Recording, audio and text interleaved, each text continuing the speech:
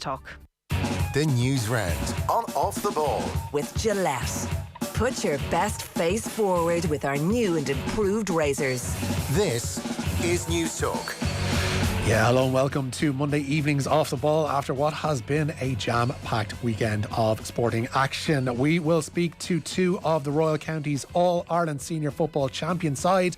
Monica McGurk and Vicky Wall are going to be joining us on the show a little bit after 7:30 to look back on yesterday's historic win over Dublin at Croke Park, and a magnificent day for the Royal County as well. It was another frustrating day at the office for the Republic of Ireland on Saturday, and Serbia are in town tomorrow night.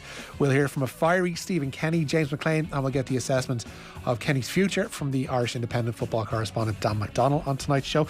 Katie Taylor retained her undisputed lightweight title at the weekend, and Eric Donovan got back on the featherweight ladder. We will catch up with Lily White Lightning. That's all to come tonight. You can get in contact with us by giving us an L text. 53106 for 30 cent is the number. You can tweet us at Off the Ball. I am Richie McCormack, joined in studio by Anne-Marie Donelan. Anne-Marie, hi Rich, how are things? And on the line as well by Ronan Mullen. Ronan, hello to you. Hi Richie, how are things? Good. It's been one of those mental weekends, and that's not even mentioning because we can't do a look back on something that's ongoing. But Leona Maguire has been the absolute star for the European Solheim Cup team. 3.5 points in the bag so far. It's going to be 4.5, judging by how her singles match is going so far. So it has just been a magnificent weekend across the board, pretty much, for Irish women in sport. We'll touch on the Ireland game in a moment, but I know, Ro, you were looking at Katie Taylor on Saturday night. It's almost become now where an Irish boxer retaining an undisputed lightweight title is becoming routine, and this one didn't seem to get the attention I don't think that other fights have had. Maybe it's because of the switch to the zone. You might be able to cast a bit of light on that, but this did just seem like a as you mentioned last week on AM, a box ticking exercise for Katie. Yeah, like you probably can't underestimate the extent to which an Irish football international consumes sort of the sporting landscape. But as you said, there was so many strands to what was happening over the weekend, and it did feel, just from a personal point of view, and it was kind of a concern I would have had. And listen, it's probably more of a boxing nerds conversation, but the move to DAZN that you alluded to, like, you are losing that big arm of, say, Sky Sports News, for example, or if there's live football on, they might mention, Katie Taylor's fighting. And as much as a pay-per-view, and I suspect that card at the weekend would have been on Sky Sports box office, so would have been the €20+ fee.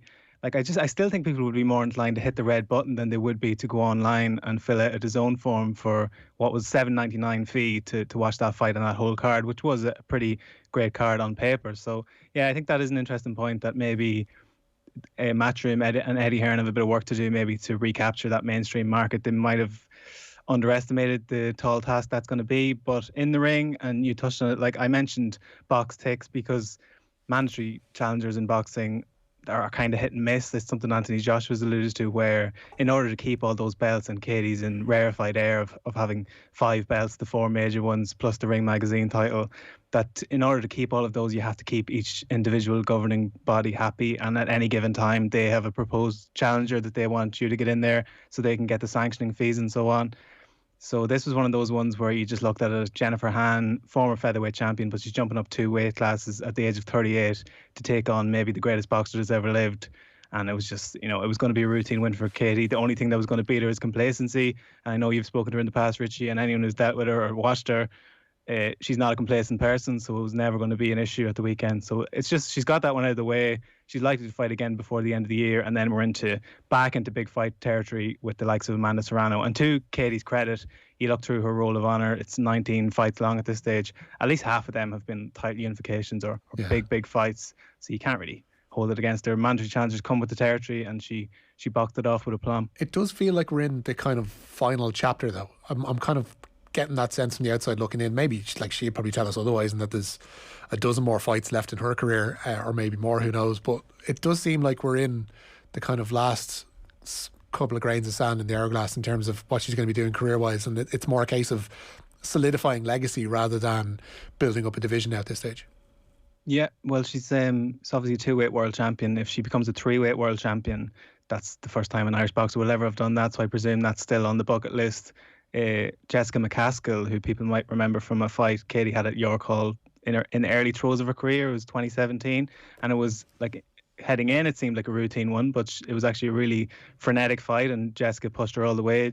it's still borne out that McCaskill is one of the best fighters on the planet. She's become an undisputed champion at welterweight. So if Katie wants to take that step, fight McCaskill again and become an undisputed champion in a second weight class, I think that would be the ultimate. Serrano, we mentioned, that's an achievable fight in terms of being made. It had been made before for May of last year.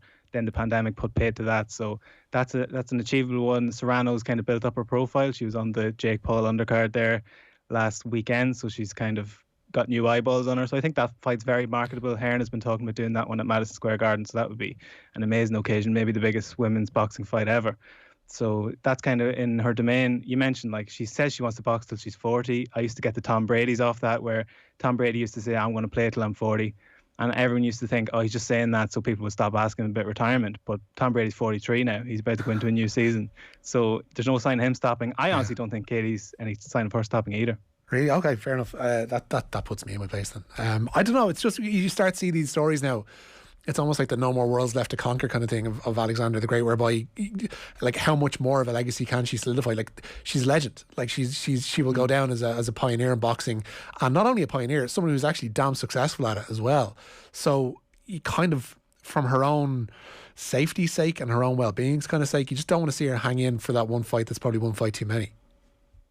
Yeah, no, you're right, and there are. And you kind of saw it, like, you were there in Rio when you would have seen the improvement, the jump in quality from 2012 to 2016 was stark. And while she's still at the top of the pro game at the moment, you can see, like, those coming through, or sort of the younger people in her division or around her division, the likes of Chantel Cameron, for example, like, they would have possibly the wherewithal and the verve and vigour to maybe put it up to Katie. And those are the kind of fights where she could probably be doing without those. It's all about if she's going to fight again, I want to see her fighting marquee matchups, not against the Jennifer Hans of this world. She doesn't need to be going through the motions in that regard. Like, I think it's sort of a cliche, but it's a cliche because it's true that it's not the fights that take it out of you. It's the training camp, and it doesn't matter who Katie Taylor's fighting. She could be fighting me, and she'd put in a 12-week camp of, the epic proportions. So that's the thing. She never stops boxing, and I think that will eventually tell a tale, but I don't think quite yet. Yeah. Listen, it's 7:10 and we haven't even mentioned AEW's fantastic All Out last night with the return of Bryan Danielson and Adam Cole and Minoru Suzuki. And there's so much we could talk about there, Ronan, but unfortunately we have to get to the news round, which is brought to you with thanks to Gillette.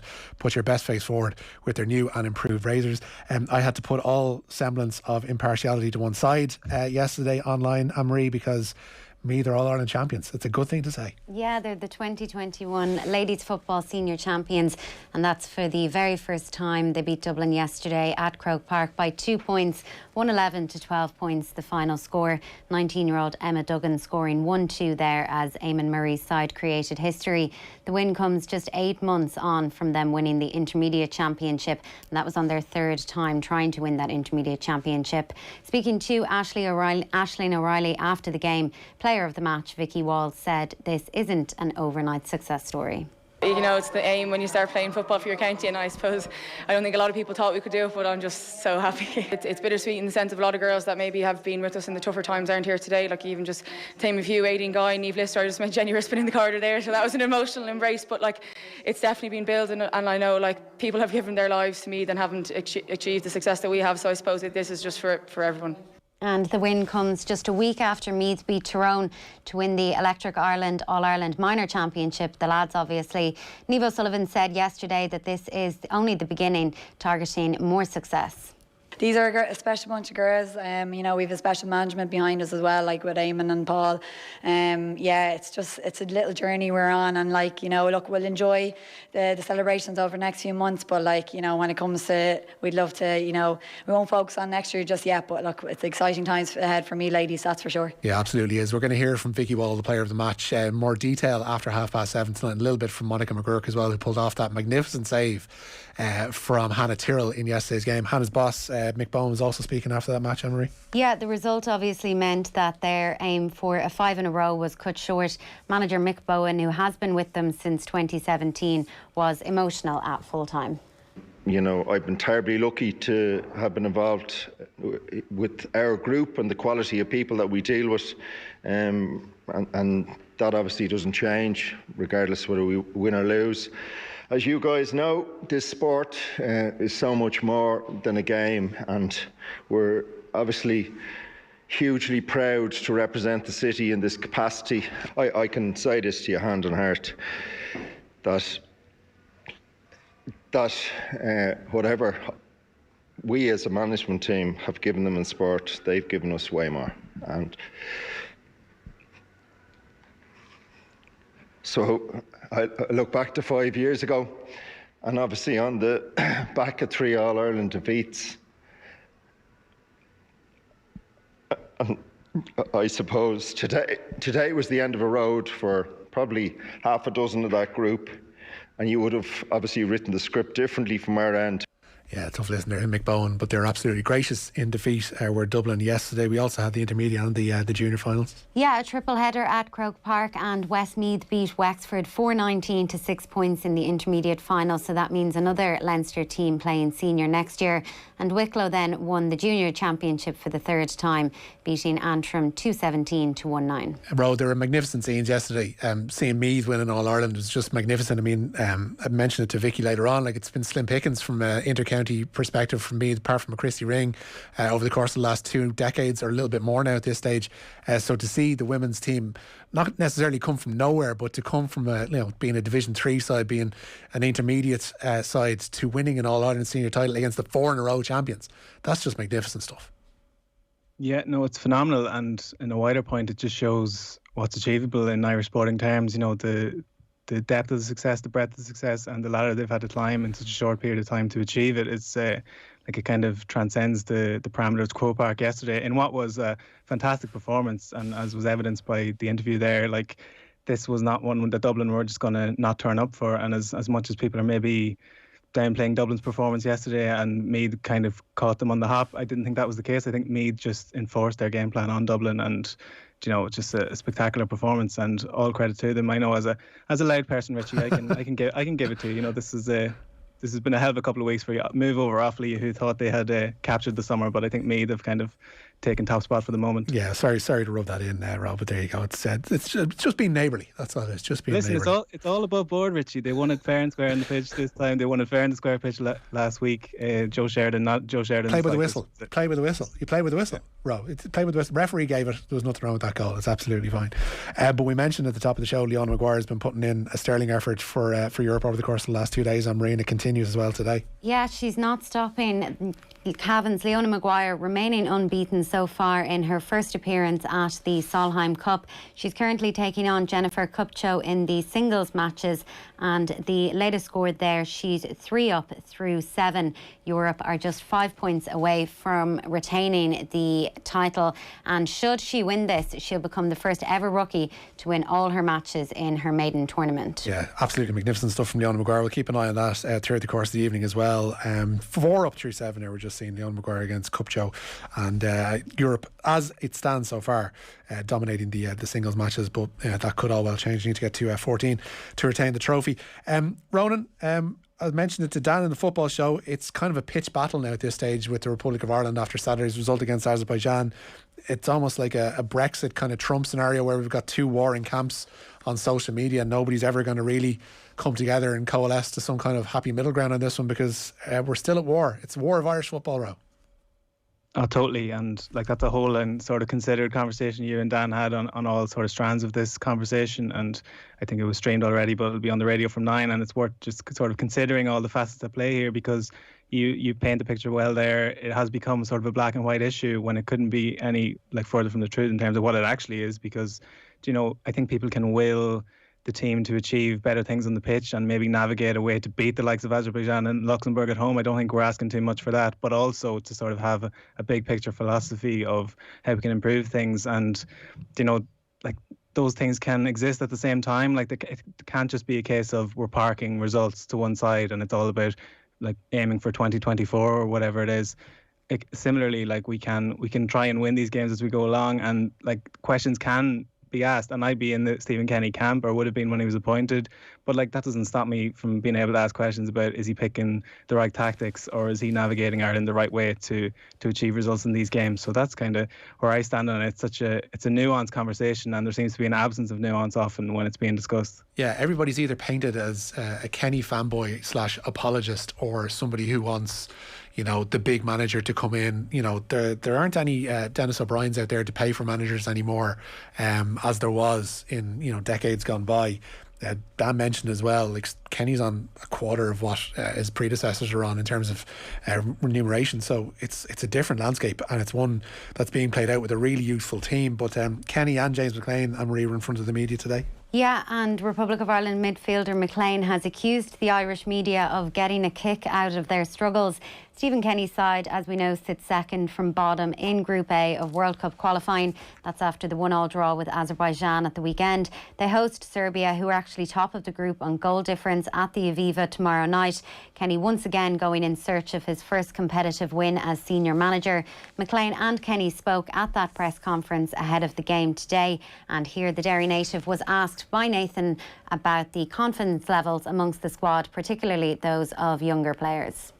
Yeah, we just have to just rally around them and just tell them to pay no attention, because funny enough the media in Ireland is just as bad, if not worse, than the media in England, for they kind of get a kick out of us not doing well. And, you know, it's a shame really, but as senior players, like I said, we've been around a long time, we know how it works, and the young players, it's new to them, so we just have to just tell them, you know what, it's part and parcel of football, like pay no attention, and you know, people are fickle. As soon as you start winning games, then you know you're the best in the world again. So like I said, we need to start winning games, and when we do, you know, the criticism goes away. What's your reaction then to the stories this morning in some of the papers that Stephen Kenny's position might be under threat if Serbia were to win tomorrow night? And where's that coming from? Like, there's people know inside information that we don't. You know, people like to speculate. Everyone's got an opinion. Funny enough, the ones that got the biggest opinions never kicked the ball in their life. So unless that's come from the FAI, then themselves, you know, the headquarters, then I wouldn't pay any attention to that. And I'm sure Stephen won't either. How's your confidence levels with the way things have gone over the last year or so? Confidence is fine. Like, obviously, I'm disappointed and annoyed that we're not winning games. That's, you know, it's been a difficult period for me at club level and at Ireland in the past kind of 8-9 months. But look, like I said, I'm in the game long enough now. I'm in a good place in my life where, in terms of, you know, I paid kind of no heat now, and that's only kind of been recently. You know, I'd always put up a front before and said it doesn't bother me when it really does. But no, I'm at peace now. In that sense, I think the last kind of 8 months has been a good learning curve for me. You know, I'm fit, I'm healthy, I'm playing football, I'm being selected. That's all that matters. You know what I mean? No other opinion matters anymore to me. Ronan, Mullen, we in the media are worse than that lot over in England. Are you part of this fickle brigade, Richie? Apparently so, yeah, apparently so. If he thinks that Ireland are getting a rough ride at the minute, I think he's seriously misguided. Who's he talking about? What is he talking about? Like, I don't know any manager who's had such whole support on the basis of not delivering results on the pitch. Like, it was met with universal, like a clamour of approval. Yeah. Like, even when the initial appointment was made, the split appointment with McCarthy and Kenny, it was always a case of, oh, well, we can't wait for Stephen Kenny to get it. And as we touched on at the top, like this philosophy, this sort of wiping the slate clean, bring Ireland into a new dimension. Like, who else would be afforded that luxury of like almost being given a campaign written off to achieve things? And James McLean is sort of emblematic of it. Like, I really liked him as a player. I thought he was a really impactful player. But Stephen Kenny is talking about 2024 and he's building towards that. Well, if that's the case, James McLean shouldn't be in the team, like, because he's not going to be there come the next tournament. And like the days of him offering like what James McLean offers to the side compared to some of the prospective players that are on the bench, or the likes of Jamie McGrath, who had a great game last week. Yeah. Like, if we truly are building forward, I don't see where his place is necessarily. Yeah, it'll be interesting to see if he features tomorrow. The fact that he's in front of the media today suggests that he will. We're going to have live commentary of that game tomorrow night on Off the Ball. Stephen Doyle and Stewie Byrne are going to be at the Aviva for us. Build up from 7 p.m. Anne-Marie, thank you so much for coming in this evening. Also to Ronan Mullen as well. The only thing left for Katie, says a texter, in the fight game is a guest spot at the WWE Royal Rumble, or maybe launching her own range of toasted sandwich makers, says Michael. Michael, as we all know, AEW is the place to be now at this stage. We were going to be speaking to two members of the victorious women's All-Ireland football winning side. Vicky Wall and Monica McGurk are on the way next.